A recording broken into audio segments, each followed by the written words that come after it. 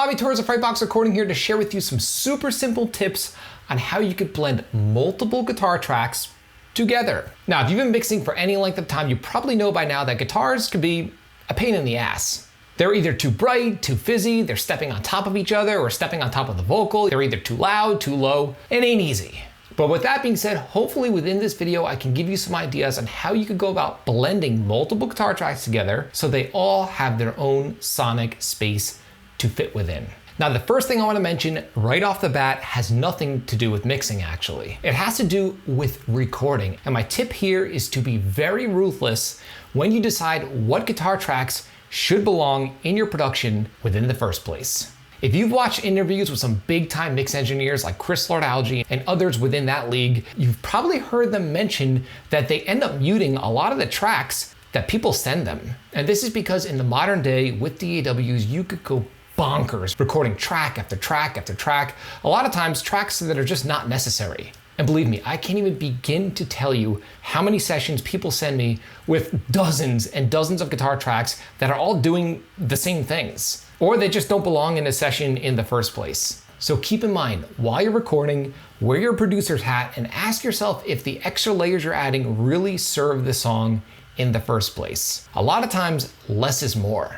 But with that being said, let's say you have a production and you feel that all of the parts are really strong. In other words, the layers you've added really do support the song, you're just having trouble blending them. Again, they're stepping on each other's toes or they're stepping on the toes of the vocalist, which you don't want. As musicians, a lot of times we forget how important the vocal track or the vocal performance really is for the production because most people are listening to vocals. I know, it sucks. We sit here practicing for hours and hours on our chops, making sure our shredding is super clean, when the average listener is really just listening to the lyrics and the vocalist, most of the time. So I decided to use an example where I have two rhythm guitar tracks plus a melody on top of the rhythm guitar track, both in a chorus and in a bridge of a song, all while happening while the vocalist is singing and is at the forefront of the mix. So in other words, I have to be sure that the two rhythm guitar tracks don't conflict with the guitar overdub, and the overdub can't conflict with the vocal. People often turn this into some complicated process, but believe me, it doesn't have to be that way if you follow some nice, simple steps as far as EQ is concerned.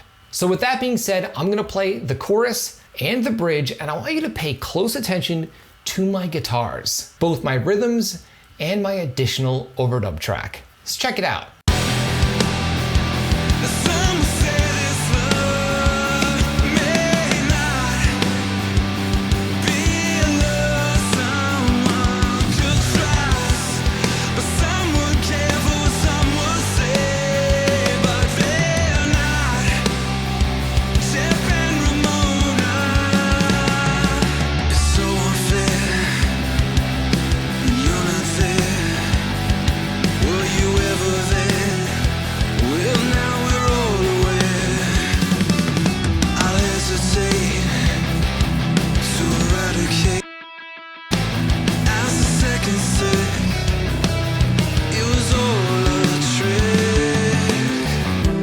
Okay, so if you look here, I have my two rhythm guitar tracks. I have an overdub that's happening throughout the chorus that's a clean guitar, and I have an overdub that's happening that's a distorted guitar within the bridge. Now what's difficult about this is that the overdub tracks are kind of like on their own planet if you listen to them in isolation. Let's take a listen to the overdubs on their own.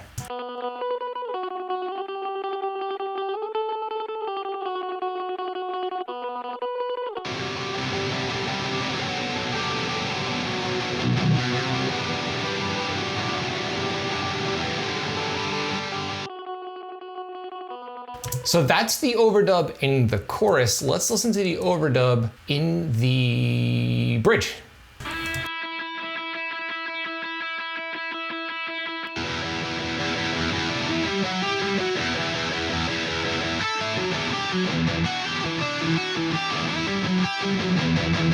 Now, if there were no vocals happening here, this would be pretty easy to mix. You could actually just mix these overdubs nice and loud and you'd probably be okay. But remember, we have vocals happening on every single section that I just played back for you. And like I said, vocals, especially if it's a melodic song that leans more towards like on the pop side of things, even if it's heavy, has to take center stage. So in these cases, what do? Do you use complicated automation? Do you just bury the overdubs to the point where you don't hear them at all? No, it doesn't have to be that way. I use a very straightforward and simple technique that's so obvious you probably have never thought of even utilizing it, maybe.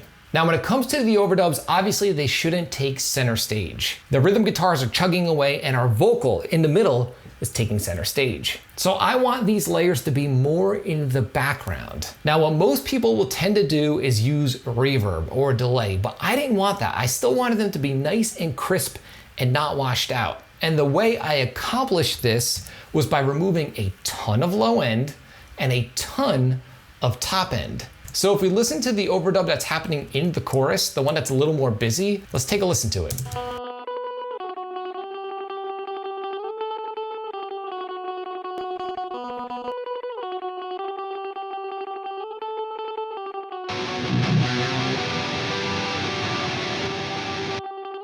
In order to sit this clean guitar back in the chorus and not have it conflict with the other instruments, I rolled off all frequencies above 4,000 hertz. By darkening up this tone like this, it's still present to the listener because the mid-range is still there, but it's not stepping on top of the cymbals or the rhythm guitars or the vocals. And it's not even obvious in context of the mix. You still hear the melody in a nice subtle way, but again, it's not stepping on anyone's toes. And I'm doing that simply by using a low pass filter and low passing more than most people would think to do. And again, I'm removing all that extra low end and lower mids that really don't serve this part in the first place. Yes, the track sounds thin and really dull on its own, but it sounds great in context of the rest of the mix. Now, as far as that other overdub, let's take a quick listen to that, the one that's a dirty guitar track.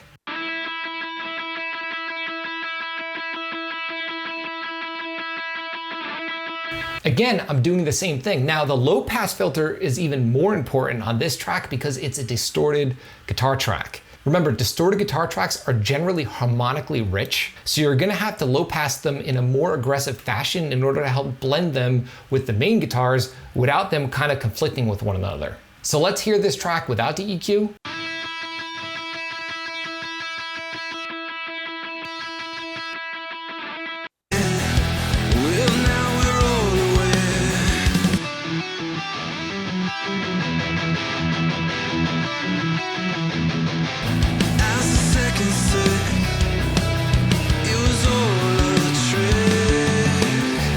So I love it. It's doing its job. It's padding out that bridge section, but it's not overly obvious and bringing a ton of attention to itself. It's there creating extra texture with that little bit of a melody, but again, it's in the background and I used no delay, no reverb, no saturation, no fancy business. A simple low pass filter, as well as a high pass filter to get rid of that extra low end that these tracks don't even need.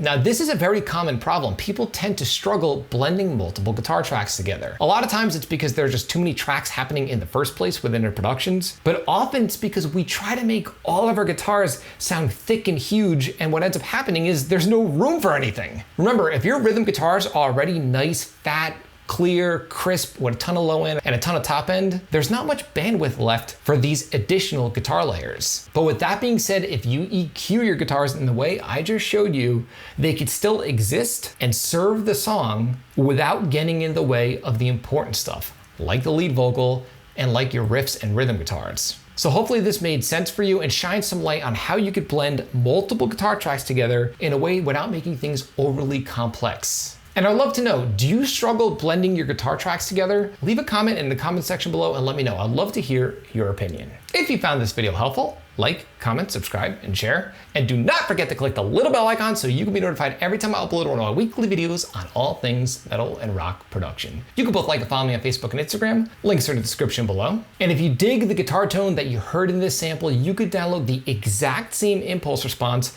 that I used. There's a link below in this video's description. Download the IR, load it into your favorite amp sim plugin, and get right to dialing in killer heavy guitar tone with absolute ease. Again, you could download it for absolutely free. Until next time, happy mixing.